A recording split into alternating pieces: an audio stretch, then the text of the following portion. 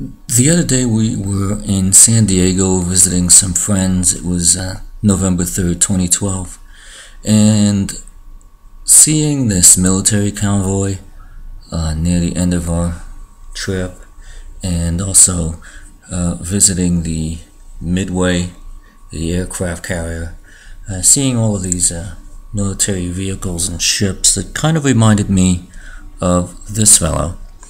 His name was Dominic Stephen Mercadante. He passed away in 2011, last year. He was born in 1925. I'm just going to read part of what was written for him, and it says the following.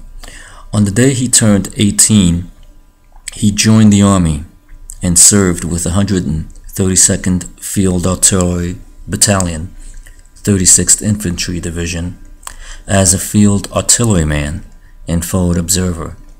He was a POW in Germany, having survived some of the most grueling and historic battles of World War II. Because of his service as a T-patcher of the Fighting 36th, he was an honorary Texan for life. After the war, he became an aerospace engineer at North American Rockwell, married Catherine Reed of Dublin, Ireland, and moved to California.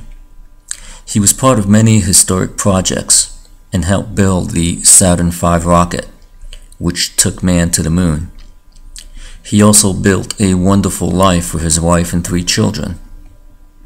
Merck was a singer of songs, a teller of stories, a reader of philosophy, and a kind, gentle father and grandfather. When he loved something, he stuck with it. His wife, his family, his career, the town of Anaheim, the Annawood neighborhood, coaching South Anaheim Little League, golf, Mater Dei, USC, and gardening. He was also a longtime Angels fan. He held season tickets for more than 40 years. He wrote 2 books, Billy Dan West and Promise of the Moon, and these were a great source of pride to him. You see, Steve, as he was called in our place of employment, was the owner of the company that I worked for.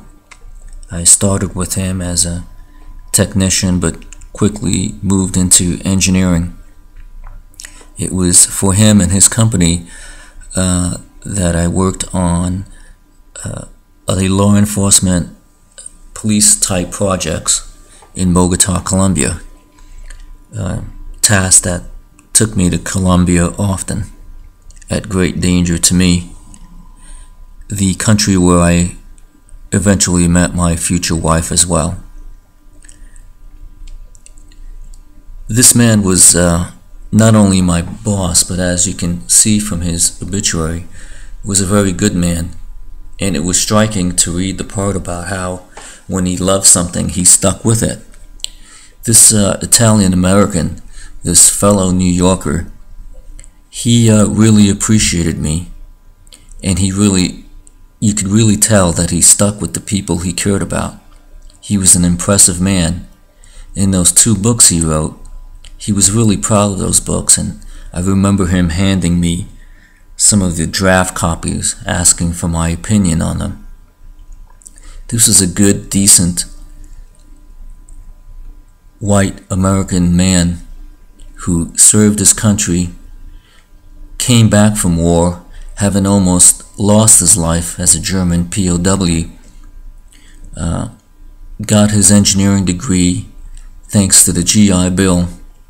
I remember him telling me about how grateful he was to his country, that his country had kept its promise after he had kept his. A man who loved his country and loved his community and cared for his workers. And it was one of the reasons why I was willing to put myself in all kinds of harm traveling to Bogota on this project. As a matter of fact, I was the main point of contact for my company as we proceeded with our police projects there. And I did it with great pleasure because I was doing it in part for him. I figured that if he was willing to sacrifice so much at such a young age and actually volunteer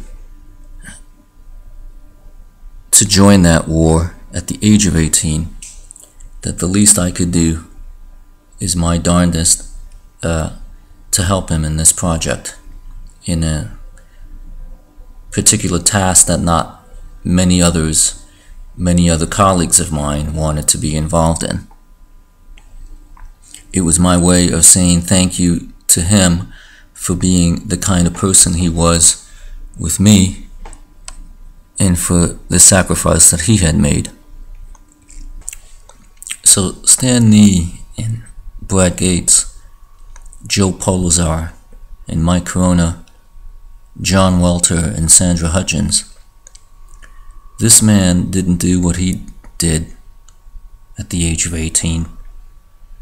And these men today are not doing what they're doing so that you could go about the business of targeting people for mass destruction and then dropping a weapon of mass defamation on them in order to cover up the trash.